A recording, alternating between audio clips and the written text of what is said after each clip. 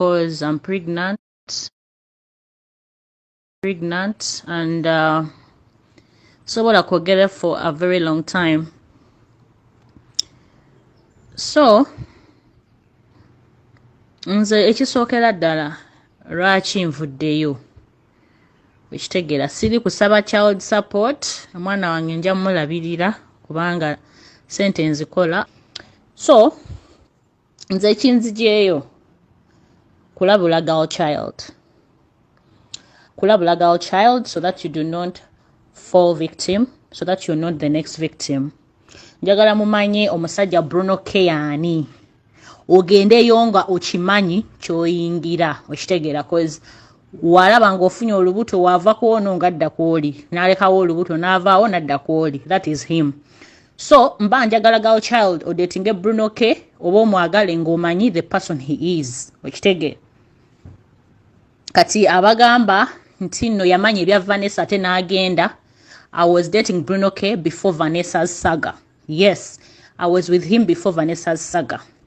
Kakati nze we nali ne Bruno teyangamba Seth, that's number 1. Teyangamba Mwena. Ate mweyo scenario ya Vanessa nentegeeramu omwana omulala ali ebweru ne maama we. So my kid is the 4th kid of Bruno K. Okay, owange amaking abaana bana. Bruno apostinga abaana babiri atenga ne Seth era byakukaka byali byakukaka media. Ne yasooka Briella ali amweganye era mwabiraba abaaliwo nga mujjukira.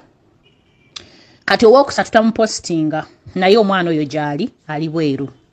Owanga agenda beera number 4. Naye Bruno agamba ye muvubuka muto yakaweza emyaka 32 era tayagala bawala basile queen aba bamwegomba mubaluzinge market ku media.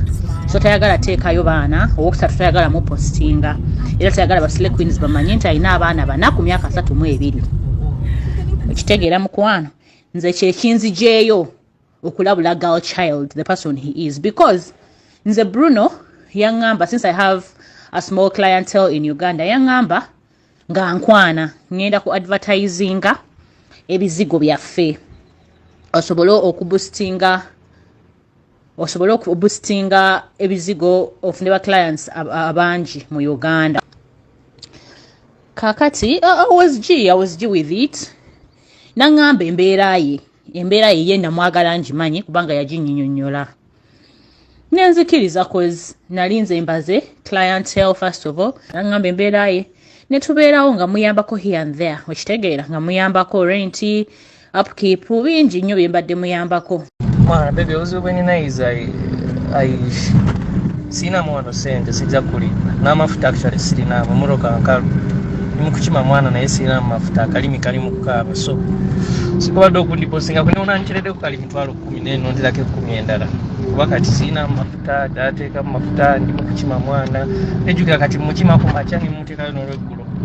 Yes mwana baby omukazi ankubira amasimu ono landlady simanyi nakyamukolera kyokka Keni mbadde mukubira mpe ku sente naye my offline then oli omusajja wa video, we were shooting on Wednesday. I met him yesterday ne munyonyola video guy. Mwana baby ngawe nagamba bintu bino by'emmotoka byayingira mu upkeep like lwali ompadde, so nsaba if you can help me with like 200,000 because byanyingiramu I planned that money nti sigenda kumala till we najja ku Friday waka naye kazima tukusente zikoze zanzigwako because of that stuff by'emmotoka ayingira mu extra expenses. Mwana baby obuzibu bwe nina is sina mwana sente sijja kulipa n'amafuta actually sirina mumotoka nkalu nimukukima mwana naye sirina amafuta akalimi kali mu kukaaba, so sikubadde okundipostinga kuneona nkiredde ku kali mitwalo 10 nenonderako 10 endala kuba kati sirina amafuta dateeka mu mafuta ndi mukukima mwana nejjukira kati mukima ku makya nimuteekayo n'olweggulo. The first time we slept together we nafunira olubuto nga twakaddawo. We nafunira olubuto kati weyamanya nti ndi lubuto natandika okungamba lujeemu olubuto ne mugamba Bruno sigenda kujjamu lubuto ekisooka omwana wange nsobola omwe. Ebirala byonna twandibigumidde naye ensonga y'obutamalaako tetugenda kugibuusa maaso mwana gwe omuvubuka omuto gwe Kiggundu bw'oba omanyi nti nno oyina obuzibu bw'omu kisenge nga omala sekendi emu genda onoonye eddagala ng'obudde bukyali. Bw'oba omanyi nti nno obwami bwo oba obutonde bwo tebuyimirira bulungi nga musajja bw'ayina kubeera, tobiswaliramu, kwata ekkubo onoonye eddagala gyeriri basobola okuvumula ng'obudde tebunnaba kuyita. Ekyo kirwadde kyennyini nnyini. Tosobola kuŋŋamba ku ekyo emyaka emito gy'oliko toyina maanyi ga mu kisenge nga kitandika kitya nga kyajja kitya nga nsonga ki ekugaana okuba n'amaanyi g'omu kisenge gw'omwana omuto unless ng'oyina ekizibu eky'amaanyi ng'okuzibikira enseke ng'okwemanyiiza okukuba obusabbuuni obwo bwe mubeerako ne mwemanyiiza pono okuva ku makya mpaka lwaggulu ne mubeera okwo ne mweweeweeta okukakkana weemazisizza bwe obunafu bw'omutandika okufuna nga mukyali baana bato emibiri gyammwe ne mugikooya emibiri gyammwe ne mugireetera okuba nga gigwamu amaanyi agayina okukola eri igwe n'ogamalira ku sabbuuni. Genda babeere nga bakujjanjaba bwekiba nga ekyo ekizibu okiyina kwegye emyaka emito.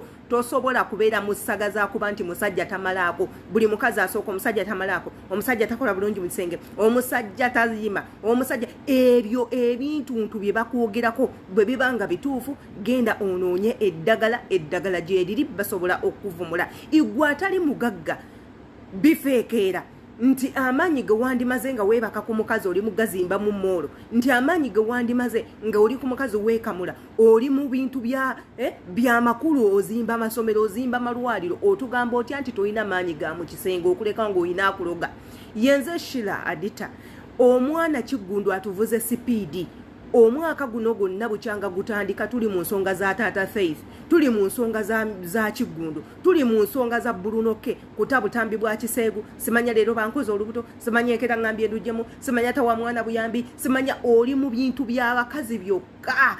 Gwe mwana gwe naddala abavubuka mwabali mu music industry abalezi abato muve mu kwagala ebikazi ebikulu, muve mu kwagala abakazi abakadde. Abakazi abakadde bagenda ne bakola sente zaabwe nga bo baagala ba smart wire, muntu agenda basiibako okuva ku makya mpaka lwaggulu, baagala musajja agenda bebakako okumala essaawa 2 igwojeri n'eddakiika yo emu omugwako nga tolina kyogenda kumukolako. Temwagala kukola, mwagala kubeeramu ebyo bintu bya kigwago bya kusireeyinga, osabiriza obutambi bwo bonna bonna obuyitingana gwe musajja osabiriza buli ddakiika. Bebi mpaayo omutwalo, bebi mpaayo 10, bebi mpaayo 3, bebi mpaayo kiro, bebi mpaayo kirye, bebi. Mulekerawo okulonda abakazi b'omu bbaala eyo gye mugenda muzungira mu mabala ne mulondayo ebikazi ebikadde, mu jimu mulonzeeyo ebikazi, wuyo obeera mu masajja otogatoga bakazi yuno, eyo yonna oli mu kulonda bikazi bitakugattako, bikazi ebitalina yadda amakulu. Yensonga lwaki bakuswaza. Wabula ate nammwe abawala mututamye mwatutamaatamadda mugenda ne mukola bino ebintu nga muli mu nzikiza muli aba we bibasobako ne mutandika okujja nga mutukubira enduulu ne mutandika okutwasamira yasamira ne mutandika okwonoona society yaffe. Tuyina ebintu eby'amakulu ebyokulowoozaako ng'eggwanga, mujja na bintu bya kigwagwa. Nze simanyi ani yatemeza ku bavubuka b'ennaku zino naddala abakazi nti nno kamala byonna ow'omu kisenge alina kubeera social media. Igwe n'ojjayo messages zonna ze wali oyogedde ne bawo n'ozikuba ku mitimbagano, n'ojjayo obuntu bwonna bwonna bw'okebeza embuto n'obututeerawo, n'otubulya omusajja nga bw'atalabirira baana twakutumayo. We wali ogendayo watuyita, we wali weebamba wasooka kutuyita. Lwaki ku ssaawa zino bikusobyeko ojja mu mawulire otandika okweteekayo? Imagine kwegye emyaka emikulu gy'oliko nkulabye oli mukazi mukadde wenna okulukuse oli ku mwana w'abendi omuto omusiiga enziku talabirira baana takola bino. Ani yakugamba ogendeyo? Olabye omukazi asooka akaaba, owookubiri akaaba, naawe ojja obamba amagulu bw'omaliriza nga mujja mutukubira embeekulo. Ffe twabayitamwa twabakoowakowa dda, mukola ebintu byammwe mu nzikiza ne mujjeno ne mutandika okutusumbuwa. Tuyina ebintu ebirala by'okulowoozaako ate mwagala nammwe tubateekemu ebyo bye tulina okulowoozaako. Ebintu by'omu kisenge leka bibeere ebintu bya mu kisenge. Bw'oba olaba ng'ensonga ezo zikusobyeko mugende mu kooti. Bw'oba olaba nga kyekintu ekiri awo abantu kye balina okuteekako essira mugende mu kooti. Ate tutamiddwa ebintu bino, omusajja tamalaako, omusajja tasola byoya, omusajja tayimirira, omusajja bino. Omusajja atamalaako akufunisa atya olubuto? okuleka nga nammwe mwawuukuuka muli bakusotta busosi mwagala basotta busosi mwagala bafogonyola bufogonyozi mwagala basekula busekuzi nga misekuzo temukyawulira mmwe mwegasegatise pata zonna ne zikutuka nga kati olaba omusajja w'eddakiika emu abeera takumala twabeeta mwadda ne tubakoowa ensonga zammwe ez'omukisengeze mukoze naddala mu abaana abawala mulekeraawo okutuswaza mulekeraawo okumalira ensonga z'omukisenge ku social media bannange mutta ekitiibwa ky'Abannayuganda teekako n'obuwangwa bwaffe nga ffe abakyala abaddugavu oba abantu abaddugavu yenze Shira Adeta.